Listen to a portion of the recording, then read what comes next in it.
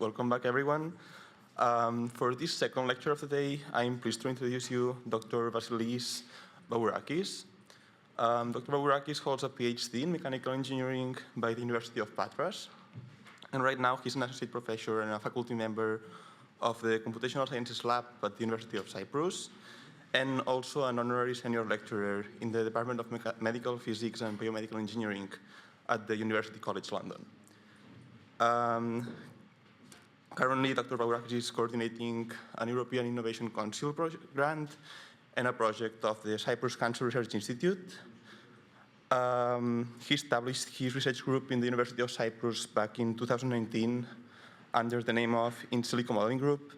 And today he's going to present their advances in the modeling of cancer at multiple scales and its applicability in medical and clinical setups. With his presentation titled In Silico Multiscale Models to Simulate Cancer Mechanobiology, Extending Simulations from the Organ Scale to the Tissue Scale and Beyond. The floor is yours. Cool. I guess I need to use the microphone. Thank you. Thank you for having me. Thank you for hosting me. And thank you for your patience on this small hiccup. I'm Vasileios. I'm from Crete, but academically I come from Cyprus and also London, UCL. I was really fortunate because a few things that I want to talk about, Becky set the stage for me, so I will not be too thorough. Plus, I guess we're getting close to lunchtime, so yeah. So two major branches of my talk. One is about mathematical computational modeling, in silico modeling, and the other is about cancer. Now, I'll talk about very superficial about cancer, but in high school terms, or layman terms. So cancer or neoplasia is attributed having a considerable heterogeneity. Okay, Becky mentioned about that very nicely on her talk. And when it comes to that, heterogeneity means that it has different microstructural properties. There is an unbalanced, let's say, status of growth factors regulating cells and how they develop. There is some normal interaction between those cells. And last but not least, both the lymphatic system and the microvascular system are kind of compromised. Okay? Adding more into those, some nice features.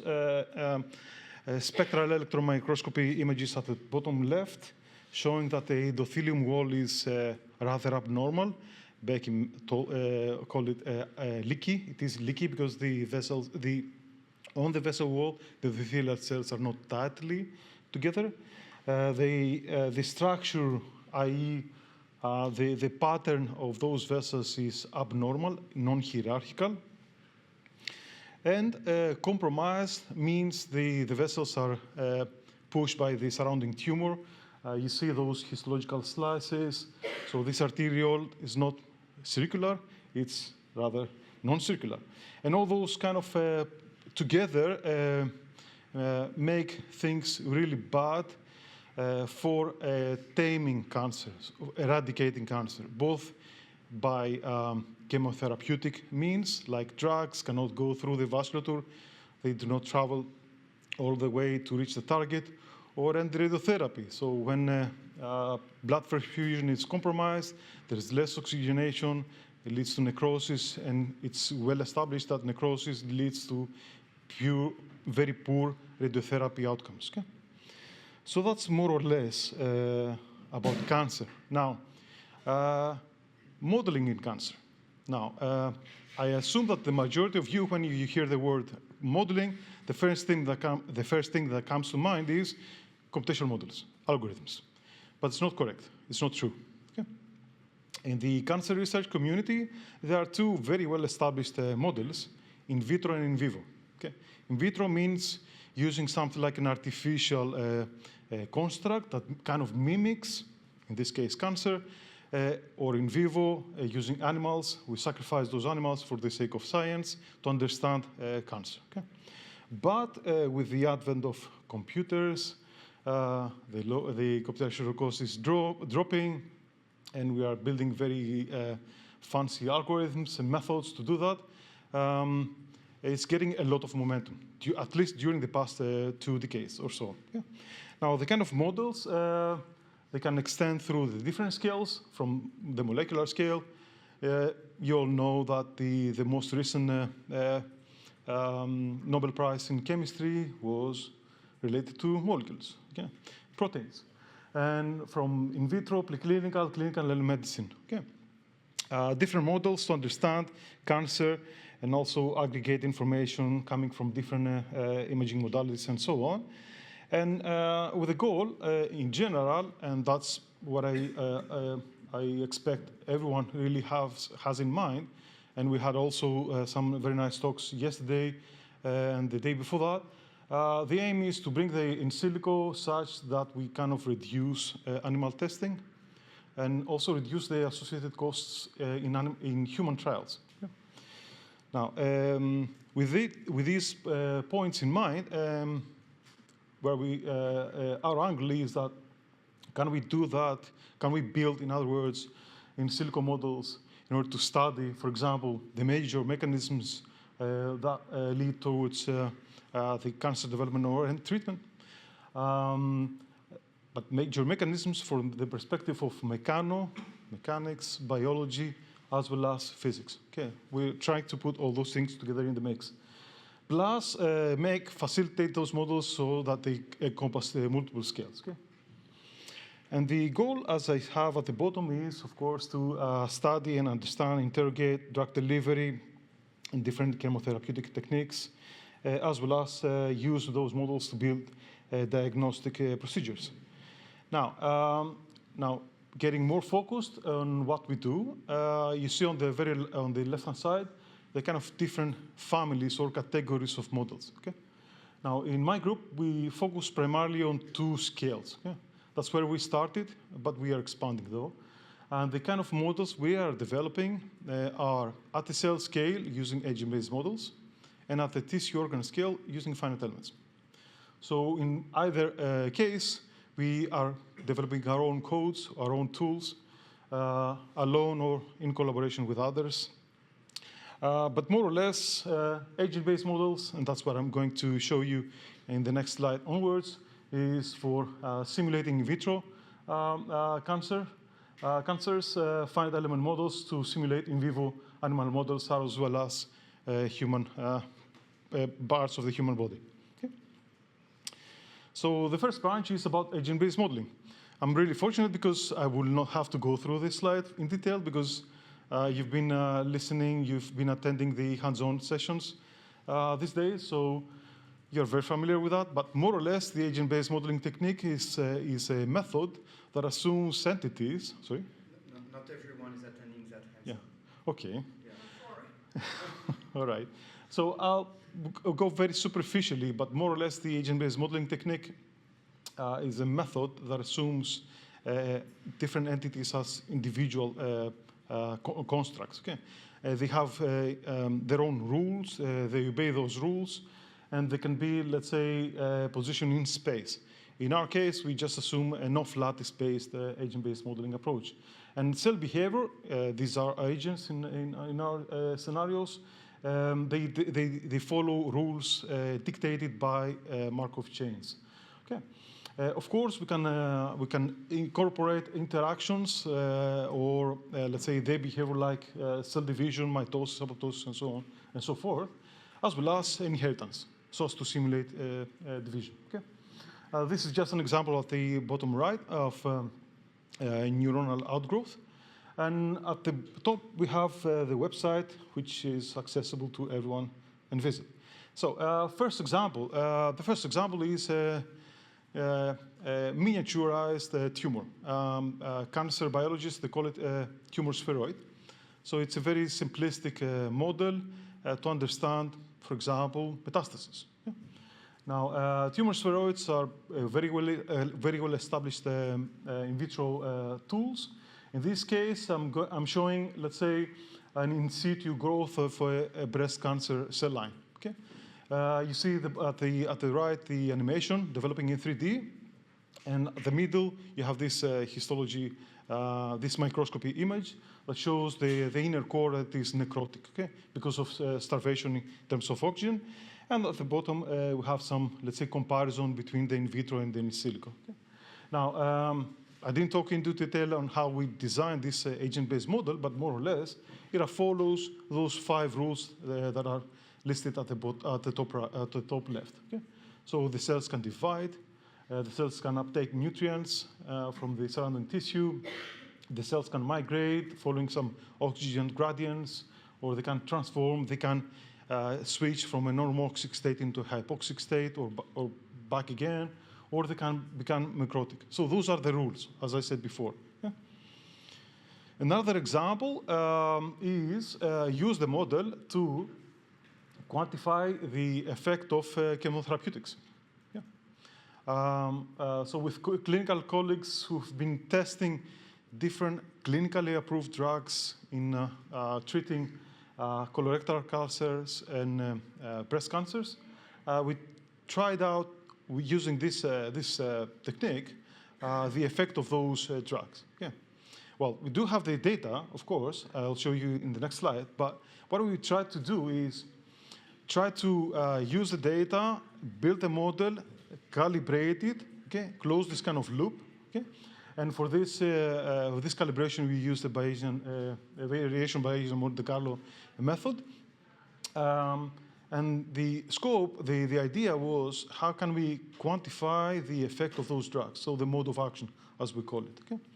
Now, as you can appreciate, we had numerous of tests, meaning like 2 different cancer cell lines, at least 5, let's say, the controls, plus different, let's say, drug concentrations.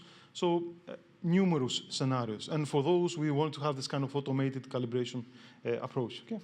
Now, we managed to do this kind of calibration so as to match the in vitro with in silico. Fantastic. And then we did some further analysis to quantify, as I show in this balance over here, the mode of action. I mean, which is the most predominant effect that the different drugs and the different doses induce in cell death or end cell division. Okay? So in principle, the drug you would like to promote cell death or suppress cell division. Okay? And now, staying in the same, let's say, concept, but different techniques, treatment techniques. So this is a melanoma cancer cell line, where we probed different treatments. The one is doxorubicin. So doxorubicin is attributed to halt cell division. And the other is plasma treatment. Plasma, not plasma originating from blood, but plasma meaning ionized gas. Okay. So in this case, we have a setup where we take through a tube, a dielectric tube, a helium mixture. We induce a high voltage, and then the gas ionizes, and it does produce this jet, and this jet produces subsequently radicals. Radicals which are attributed to cause cell membranes disruption, and then the cells really become really sensitive to chemotherapeutics. So again, following the same technique, we want to exactly quantify the effect of those different treatments. So either chemo, monotherapy, plasma, again, as a standalone treatment, or a combination of the both. Okay? And after this, we thought it was very exciting, and we decided to go really big, and we submitted for an EIC grant 2 years ago.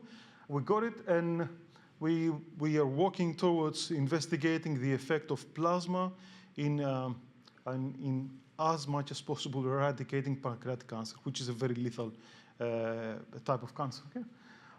So it's a consortium with Cyprus, Sorbonne, Patras, and Sinus, an SME in London. And we are leading this. I have at the bottom left over here an image showing, let's say, the jet, the plasma jet, okay, that we plan to, let's say, induce on the mice and try to understand a bit of the biology and a bit of the physics behind this, so as to promote this kind of new treatment against pancreas. Now, from cancer, solid tumors, do something slightly different. So this is a concept of work in progress we have, which is using edge-based modeling to simulate circulating tumor cells. So circulating tumor cells exist in the bloodstream, unfortunately, of those who have already some sort of neoplasia. But it's an unfortunate thing because it can cause metastasis. It's a very risky thing. Okay?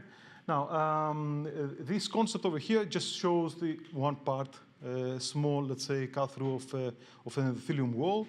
The red blood cells you see in orange, and then some yellow guys traveling through the bloodstream, with some managing to extravasate and then establish colonies over there. It's called tumor vessel cooption. So typically, those circulating tumor cells, they try to escape the endothelium wall and try to establish a small colony there because oxygen and nutrients is in abundance. Huh? So that's one concept. Okay. Switching gears from cell scale to micro and tissue scale. Okay. Since the topic, the theme of the session is primarily on multiscale, I had to show something that it is multiscale. Huh? So this is actually the first work we started, well, a bit more than 10 years ago while I was at UCL, where we stumbled upon this paper by Paolo Provenzano and his colleagues, who showed that while the tumor grows at the very early stages, they see that the collagen structure, small parentheses, they were emphasizing on solid tumors like pancreas, breast, and liver, which are, they call them desmoplastic because they have a lot of collagen. That's what I mean, okay? Not brain cancer, okay?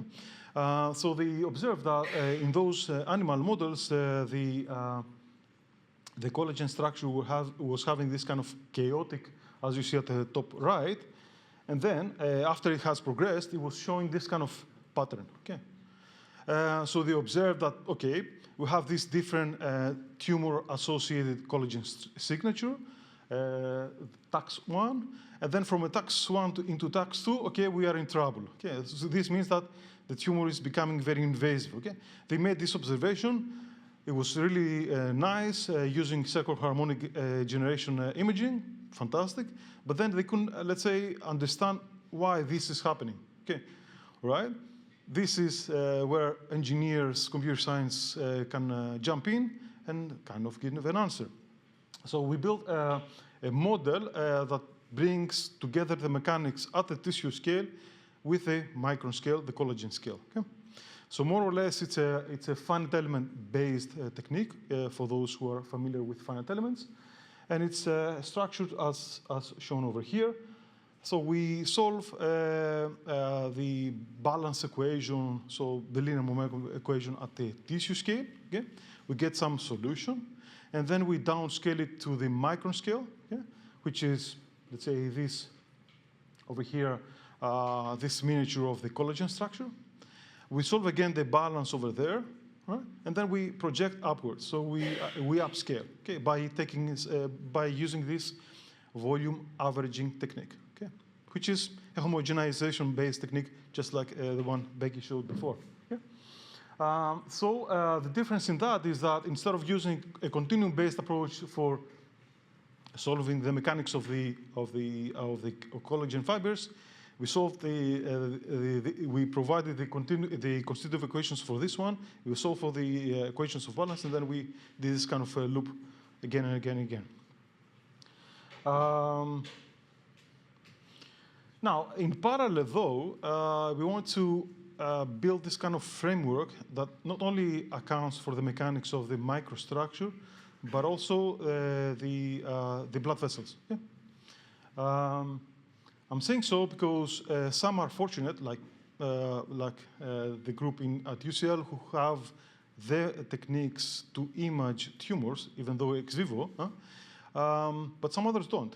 So what motivated us was to build this model so that we could, in silico, build the corresponding angiogenesis effect, produce this tumor-induced vasculature, at the tumor, and then use that subsequently to run some drug delivery simulations. Okay?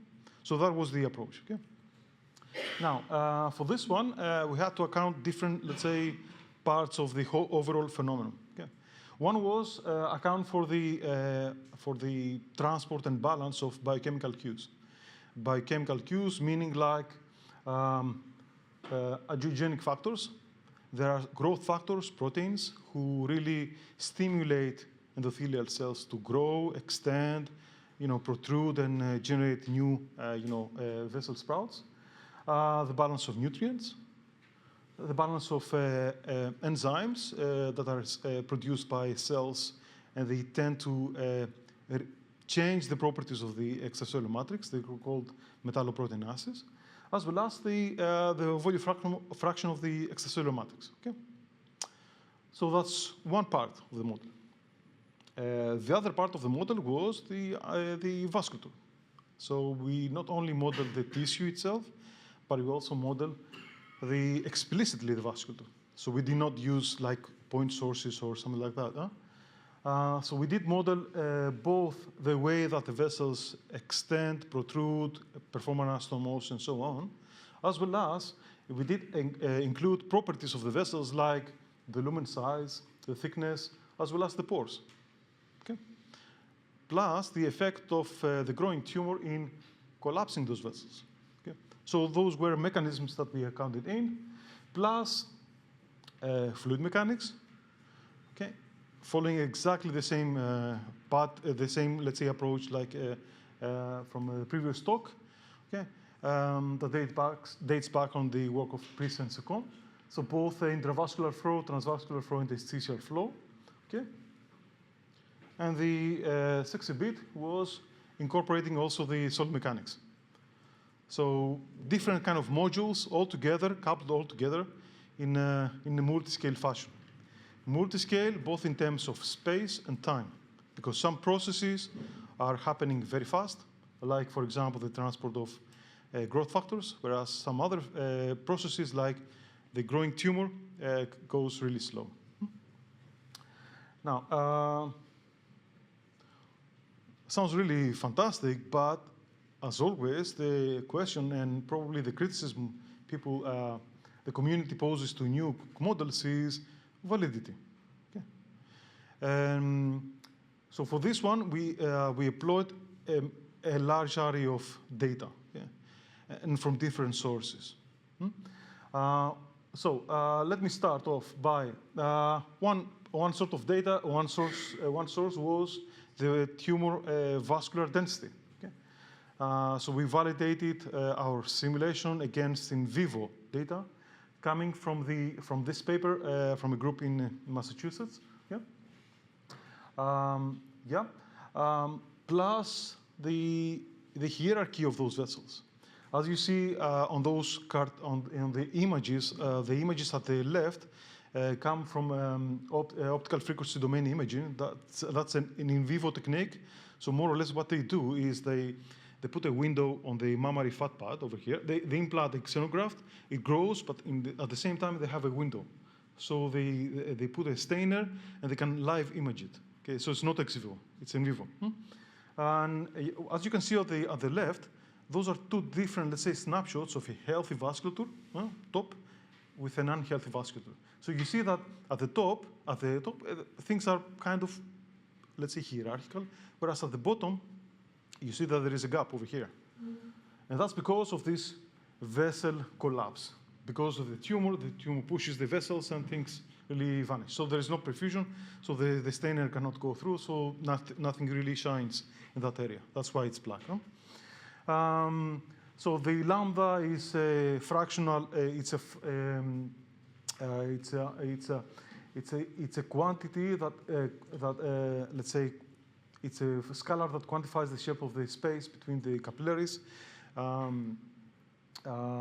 Another quantity was the interstitial fluid pressure. Those were our predictions, and those were for two, let's say, experiments, in vivo experiments using mammary breast cancer. Okay? One of the things that we want to test is what sort of mechanisms really make realistic vessels with those making not realistic vessels. So we probe different, let's say, mechanisms. So that's one of the things that we can do, not us personally, but I mean in general. We can use mechanistic models and probe the different mechanisms and how those produce realistic outcomes. Okay? So we tested whether chemotaxis, mechanotaxis, haptotaxis really produce correct results. So that's one when it comes to the tumor-induced angiogenesis. But then we expanded it so as to incorporate explicitly the different cell populations. And then, I have the papers on those slides. We plugged in more physics. Okay.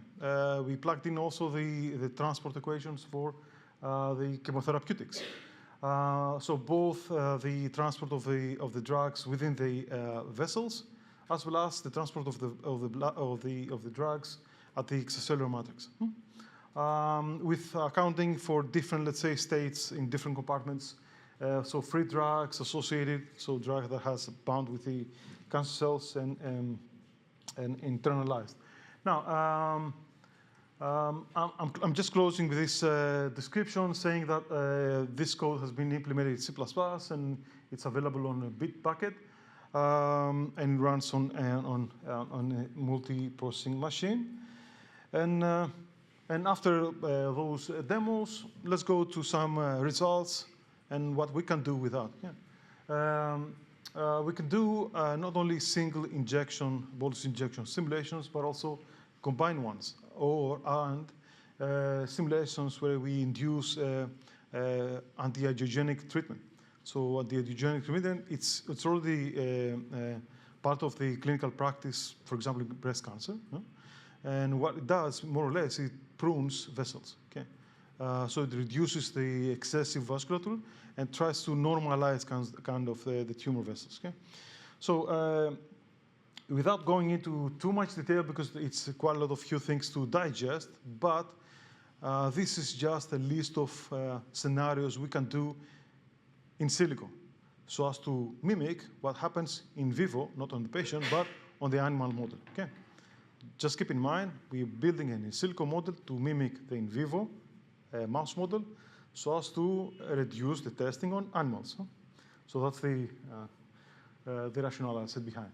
Now, we did different treatments with different drugs having different, let's say, pharmacodynamic properties, and injecting the drugs at different time points. And we concluded into some very interesting results, like when it's the best time to come first with a drug that kind of normalizes the vessels, and then jump in with a chemotherapeutic that targets the cancer cells. Right? So that's one.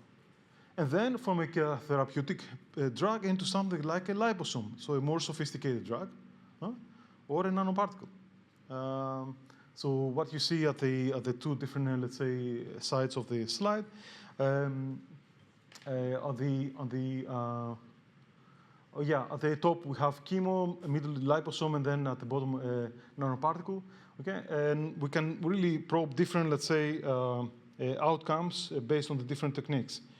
Again, switching into the anti-angiogenic treatment, you see here those are synthetic networks, not ex vivo networks or in vivo networks. Those are synthetic networks that we built using the previously validated model.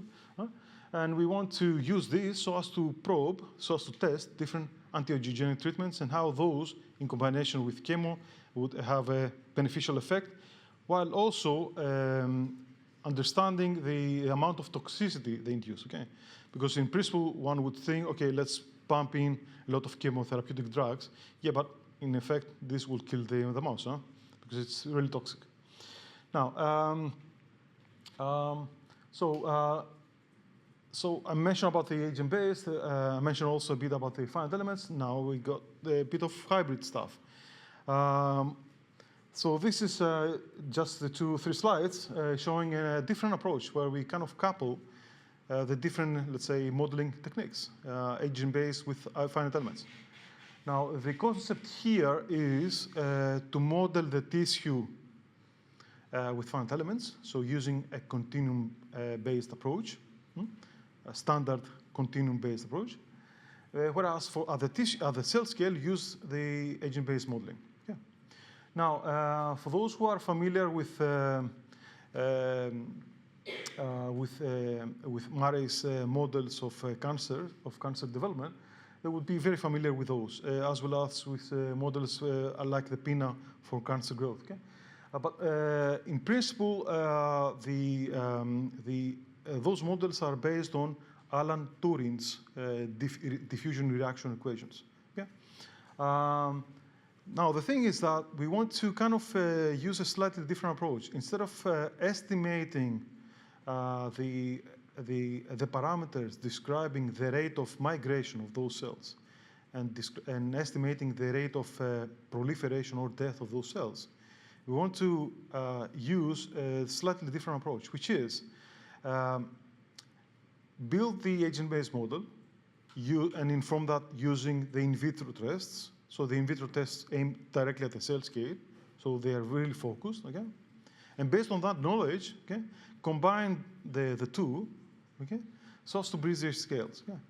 But I will explain in the next slide, which is this one. So we have the cell species, the metabolic product analysis, so those are the growth factors, more or less. Yeah? And at the top, we have the cell species. Yeah? It could be any number. Yeah? In our case, we had the neurons, the glial cells, healthy cells, host cells, as well as the cancerous glial cells, and the CAFs, cancer-associated fibroblasts. So all those things played something like they had an interplay, like in the color graph in the middle. Okay? I will not explain the details of it, but more or less, one promoted the other, or the other, let's say, suppressed the other. Okay? But instead of estimating those parameters, we ran the simulations at the cell scale using agent-based modeling at different multiple sites. So instead of having a massive, let's say, domain, a massive agent-based model simulation, we ran individual ones. And those individual spots that you see over here, those green spots, we had our agent-based simulations. Those were individually run. And then we were averaging the solution on each of those spots. Averaging and then projecting to the tissue scale. Averaging the rate of migration or proliferation or death, etc. Okay? And then we're kind of going through this loop again and again and again, so as to produce something like an animation of this sort. So what you see here is just an in situ glioblastoma growth, okay?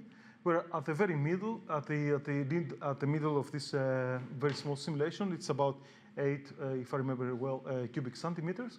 We have just a few renegade cancer cells, just a few. Okay?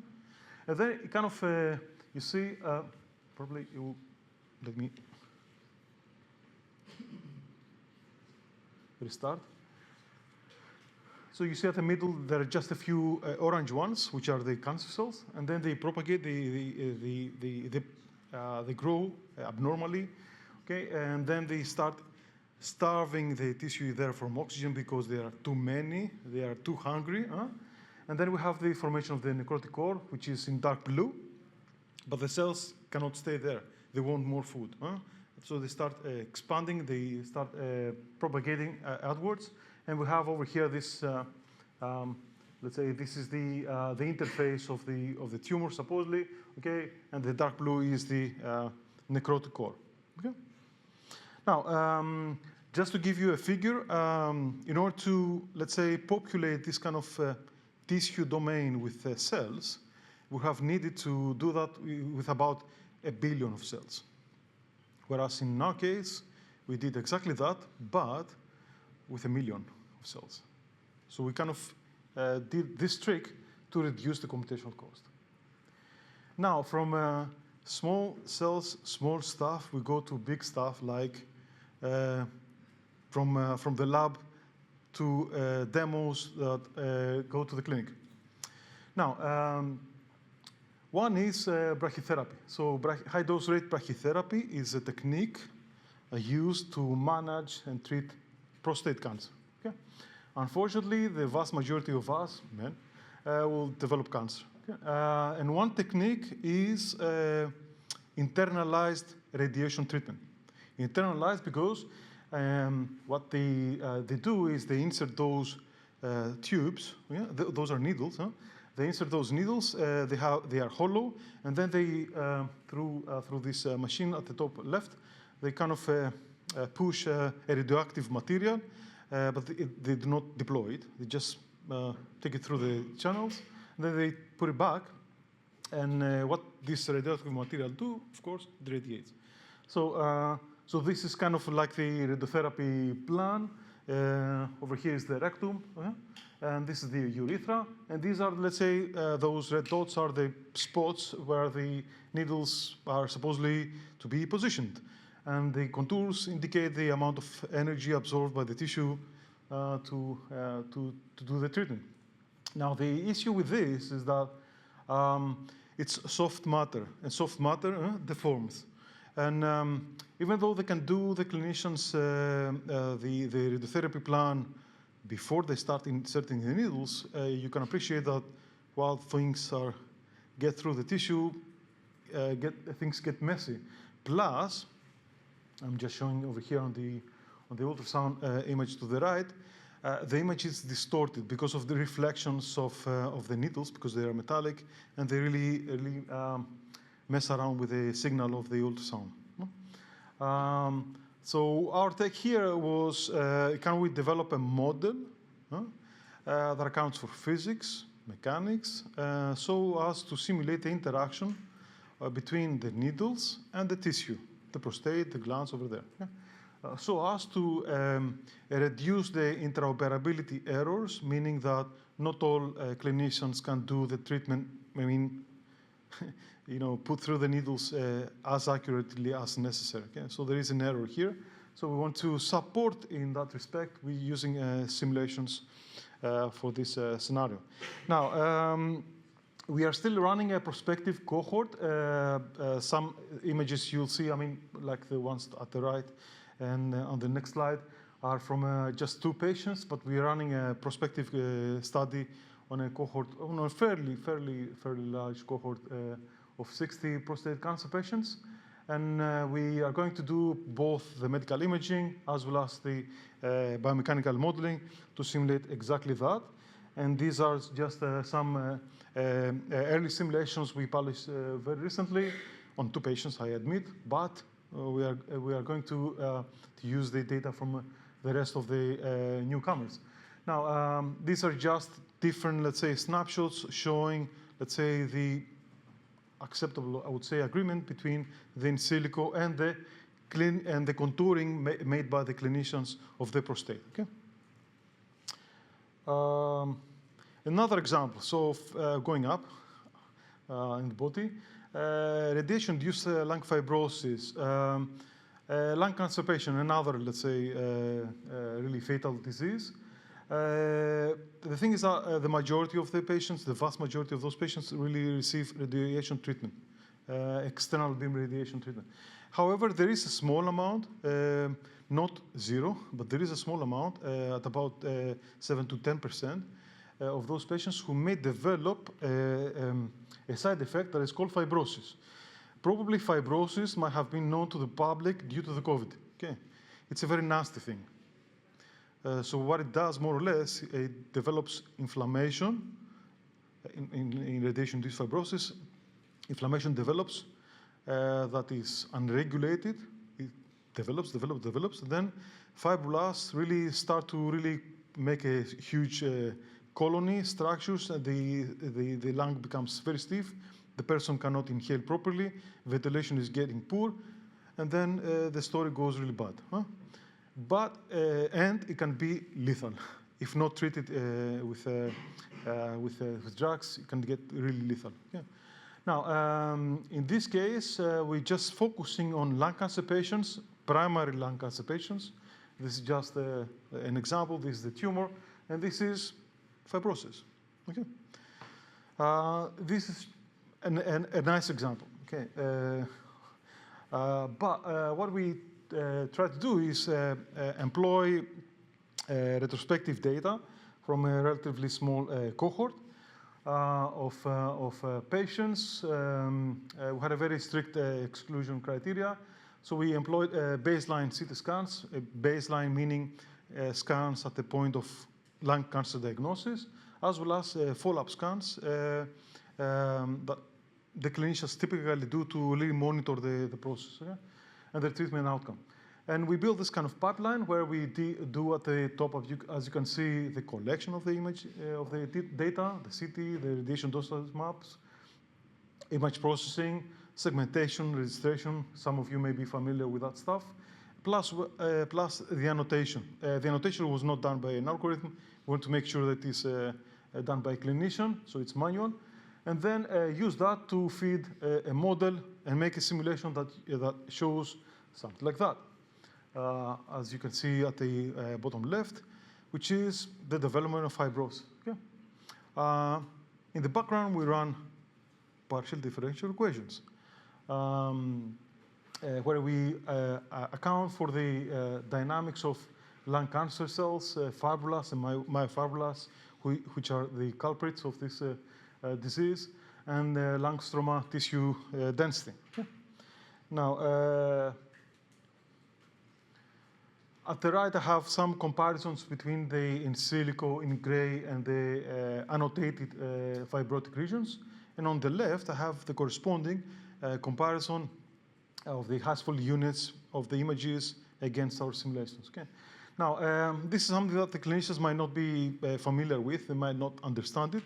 But this is something that they can see and they can appreciate. Okay?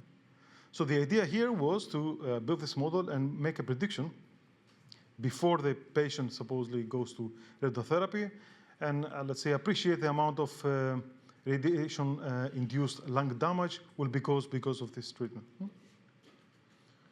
Okay. And then from the lung to the breast, this work dates back while I was at UCL, and the idea was to improve the image processing techniques using physics, using mechanics, which I'm very good at. So here we want to do the registration of an MR image where the patient or the individual really lies down on the bed face down. So the breast is deformed because of gravity, as you can see here, with a photographic image. It could be something like a photographic image in upright position, or in supine, like on the bed, face up. And that's because that's the position that the surgeons operate. Now, here we build this model. You can find more details over there, where we kind of put together both the MR and a photographic image. So different modalities, different set of data, surface with volume. And as you can see here at the middle, I have this kind of comparison where it shows the image of the breast, the skin, which is visible to the surgeon. Yeah? This is what they see. Plus, we visualize there the internal structure, which is something they don't see unless they cut. Okay? And another, let's say, work, which is using, again, physics to register quite successfully, I would say, MRs to CTs. So MR, again, face down. You can see at the bottom left the breast deforming because of gravity. And then in supine, which is over here in this position, because CT has been used for radiotherapy planning. And then we started just a few years ago with a private clinic in Lisbon, using augmented reality as well. So using all those things with augmented reality to support a surgical planning. Okay, but this is ongoing work, so I cannot show any results. And then I'm closing, so this is the last demo I'm going to show, which is brain cancer modeling. 2 slides. So the first one is about brain metastasis. So we have this project, nationally funded project about brain metastasis. We have collected about a fair amount of cases of about 55 patients, retro and prospective, with at least one follow-up. In some cases, we have 6 follow-ups of patients with histologically improved breast or lung cancer as a primary site. And the kind of data we have collected over those years are T1 weighted with contrast, T2 flare, and in some cases, diffusion tensor imaging. And the idea follows very similar in the way we did for the lung cancer case scenario, where we get the data, we do quality check, processing, analysis, and then we build a 3D model and use that to make a prediction. A prediction with respect to the efficacy of radiotherapy treatment. Okay? Now, as I said, and I have this red label at the top, this is a published work, so unfortunately I cannot show you results, but everything will go published this year, both scientific data and the simulations results. And the last is about a data simulation coming from elastography. It was really nice to see Guillermo's talk and the work they do on elastography. We kind of come from a similar, let's say, perspective, but here what we try to do is try to use algorithms to really build up our knowledge with respect to the displacement and pressure field in an organ. So in this case, we study we focus on the brain. So assuming that we have just a few slices, a few MRE slices, okay, with the displacement field, so the way that tissue really displaces or deforms and then gives us an indication about stiffness, can we do that in the whole brain? So this is more or less the concept. So yeah, this is work that we published together with my colleagues Galars and Kayaso from Weierstrass and Ingolf Sachs from Charité. And yeah, these are the examples that I want to show you. This is also our in silico tools ecosystem. Like I said, we build algorithms and we build the simulators ourselves. Those of you who are in the numerical modeling field will identify libraries and open source stuff here. My webpage, very happy to have a look on what we do as well over there. And I'm closing with this summary. So I hope you got a feeling about what we do, and I hope you kind of like the examples I showed today, where we kind of work towards bridging the scales and understanding more about the tumor mechanobiophysics. And also the way we kind of approach in order to understand the drug delivery, the efficacy of the radiation treatment, and so on. Plenty of acknowledgements to some people. Definitely there are more that I have not included because, yeah, I'm so grateful to those primarily, but also to some others not shown in this slide. And more importantly, to my group, Lefteris, Dimitra, Zacharias, Yorgos, Evripidis, George, Kinde, and Vangelis, and to my PhD students, Christos, Oliver, Alex, and John. Many special, of course, thanks to my sponsors. Email, feel free to reach out to me on the webpage, and thank you for your patience.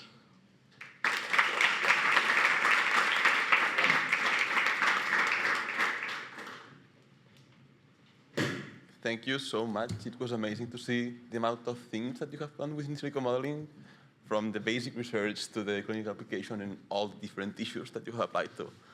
Now we open the floor for questions, so if you have one, raise your hand.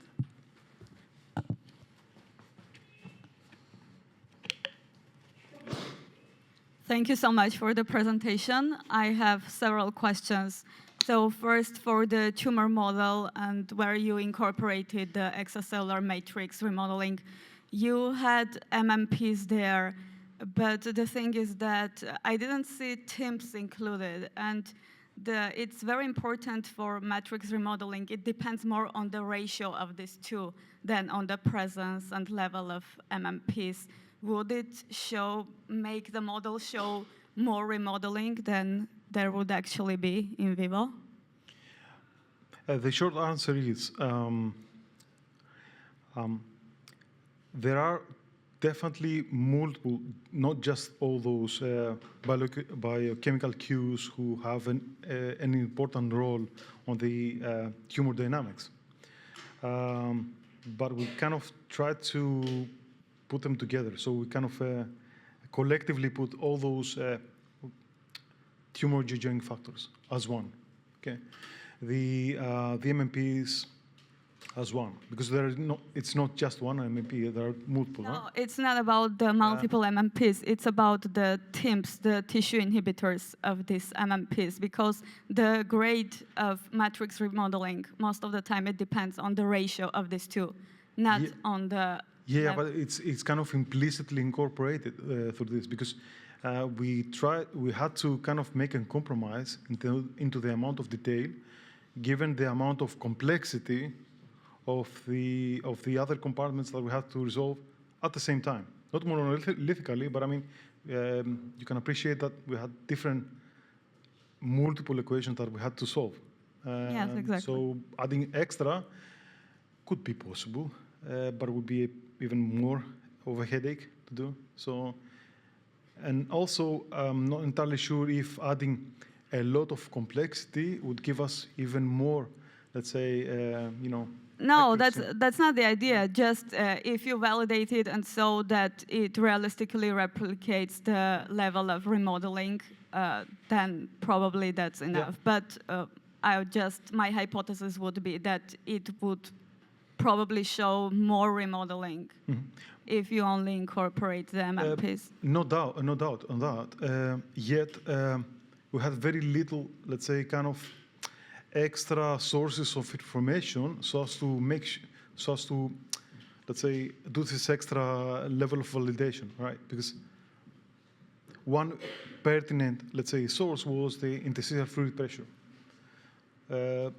So yeah, it was a difficult thing to add more complexity because exactly of the little sources coming, Yeah, I know, I completely understand. So my next question was, you showed your work about predicting which patients would get pulmonary fibrosis.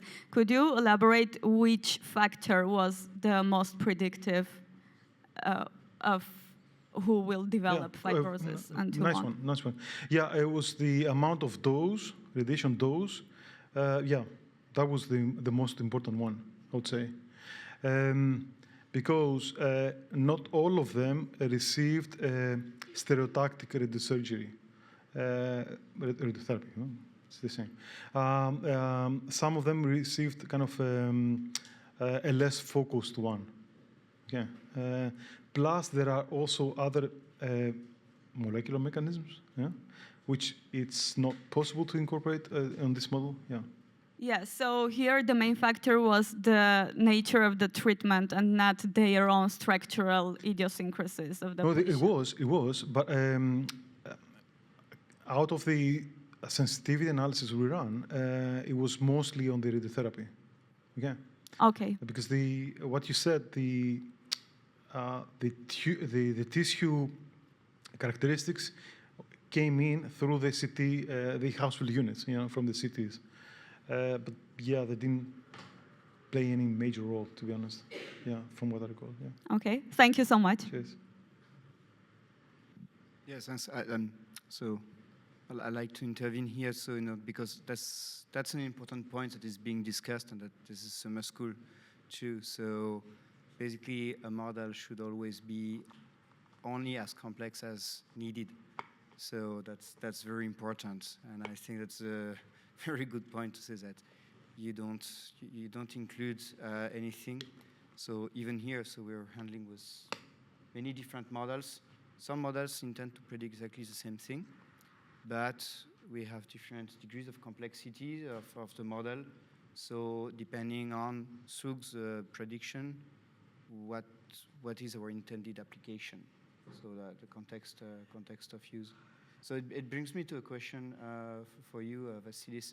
So within, for example, in the tumor growth, so then the idea is to have then this tumor growth modeling to target basically some therapeutic drugs or treatment. So do you need, as far as the biology is concerned, the biological rules that you integrate into the agents? Yep. So do you need to define a specific set of rule according to the very specific treatment you would like to target? Or so are you able to have something that is so generic enough in order to test different therapies? Yeah, good point. In principle, yes, we would like to have both. Okay, first you start by assuming some particular mechanisms that take place. Okay, and then assuming that the model is validated, then you can try out probing or testing other mechanisms which are not. So you can do this hypothesis test, right? I tried to show that through the tumor-induced angiogenesis example, where we incorporated the very well-established mechanism of chemotaxis for tumor sprouting, tumor vessel sprouting. Yeah. But then we realized that the vascular networks that this model was producing were not realistic. They were not really in line with the in vivo data. And then we added the haptotaxis, and then we added the mechanotaxis. Okay, and yeah, that's the power of it. I mean, but you do have to have some sort of a basis. Like, you have to have a foundation of a model that really works as planned. Okay, and then you can use it to test other things. Or, as in the second example I showed, use the model to quantify. Because surely the cancer biologists can run in their labs experiments, and they can see the therapeutic effect of something. Huh? But they might not be able to exactly quantify which mechanism does what. So this is, I assume, the part where we can come in and contribute greatly. There are any more questions? I have more of a general open one. I completely agree with your idea that in silico modeling, it's really useful to kind of replace the animal testing that we perform. But as you said, from our world, we are really obsessed with validation, and we use animal models for that. Do you have an opinion on how we can reduce the amount of animal tests that we perform to validate our models? Not an opinion, but probably thoughts. Yeah, replacing is a far-fetched dream. Regardless of whatever model you plan to use, data-driven, I didn't show, or mathematics-driven, physics-driven, like I showed, and the speaker before me showed. You have to have animals. Yeah. Now, the way to approach in how to reduce it, there's no specific answer to give. It depends exactly on the complexity or the depth of the hypothesis you would like to test. So what I try to show here is that assuming we have some data showing, let's say, the dynamics of this biological system, that the tumor grows, it promotes angiogenesis, okay, we see that effect, and then we see that the vessels kind of have this output. Can we simulate that? Okay, and then we kind of build, let's say, the technology, okay? So it has to be like so, incremental. So this is what I think me and several others in our community do. They do incremental stuff so as to get knowledge, build more sophisticated models, and then after we make this kind of progress, then we can assume greater leaps when more data are available. Okay, because at the moment, and this is what I've seen in the community being a great debate, is the data sharing part. So in order to reach this target, which is replace animals or at least reduce a lot the animal testing, you have to have data from the models. Okay, otherwise, it will be modeling for the sake of it. That's just that opinion. Yeah. Are there any more questions? If not, we can thank again Vasileios.